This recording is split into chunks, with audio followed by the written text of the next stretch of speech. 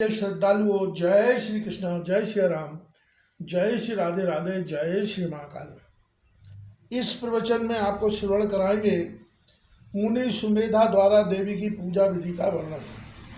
राजा सुरथ ने कहा, भगवती जगदम्बा के आराधन की विधि मुझे बताने की कृपा करें, साथ ही पूजा विधि, हवन की विधि, मंत्र भी बताइए। ऋषि बोले, मनुष्य को सर्वप्रथम विधि पूर्वक स्नान करके पवित्र हो श्वेत वस्त्र धारण कर लेना चाहिए। फिर आचमन करके पूजा स्थान को शुद्ध अर्थात धुली और लिपी हुई भूमि पर उत्तम आसन बिछाकर अपनी शक्ति के अनुसार पूजन की सामग्री अपने पास रख लें।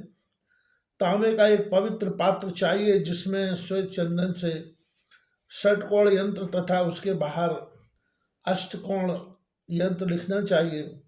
तदनंतर नवाक्षर मंत्र के 8 बीज अक्षर 8 कोणों में लिखना चाहिए और 9वां अक्षर यंत्र की कर्णिका बीच में लिखना चाहिए।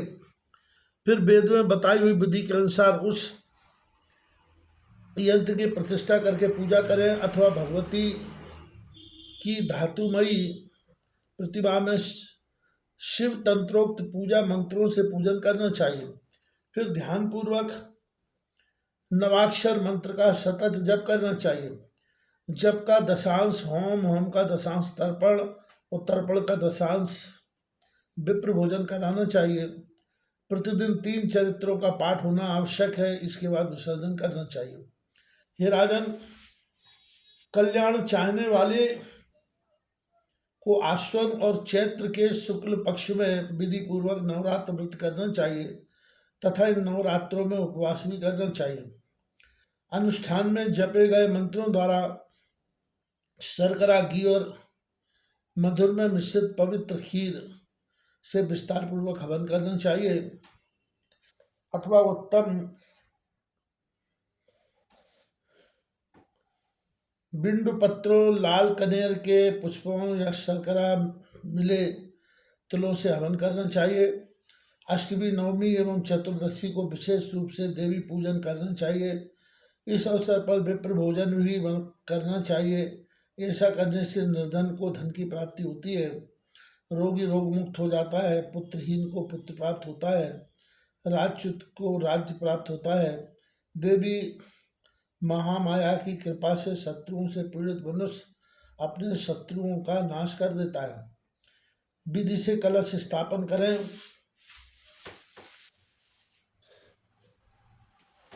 यंत्र की भली भांति उस कलश के ऊपर रख दें। फिर कलश के चारों ओर उत्तम जौ का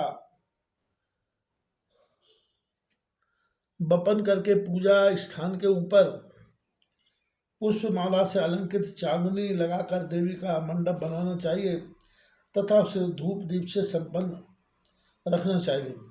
अपनी शक्ति के अनुसार वहाँ प्रातः, मध्याह्न, सायंकाल तीनों समय पूजा करनी चाहिए। देवी चंडिका के पूजा में शक्ति के अनुसार धन व्यय करें, कृपण ना करें। अष्टमी तथा नवमी किसी भी दिन हवन कर सकते हैं। फिर विप्रों को भोजन कराना। नवरात्र व्रत का पारायण 10वें दिन करना चाहिए। नाना विधि वाद्य बजाकर उत्सव मनाना चाहिए।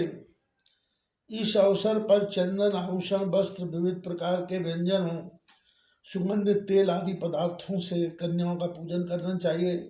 भक्ति निष्ठा राजाओं को यथाशक्ति दान भी करना चाहिए।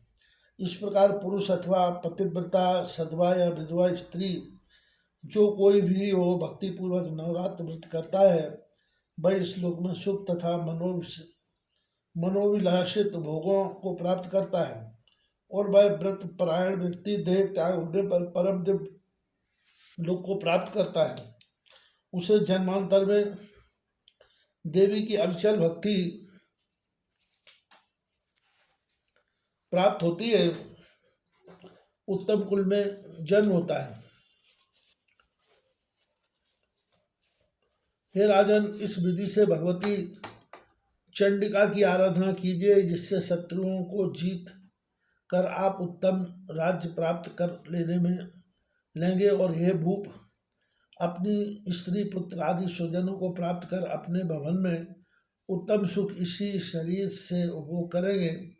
और हे वैश्य श्रेष्ठ, आप भी आज से समस्त कामनाओं को देने वाली विश्वेश्वरी देवी महामाया की आराधना कीजिए। इससे आप अपने घर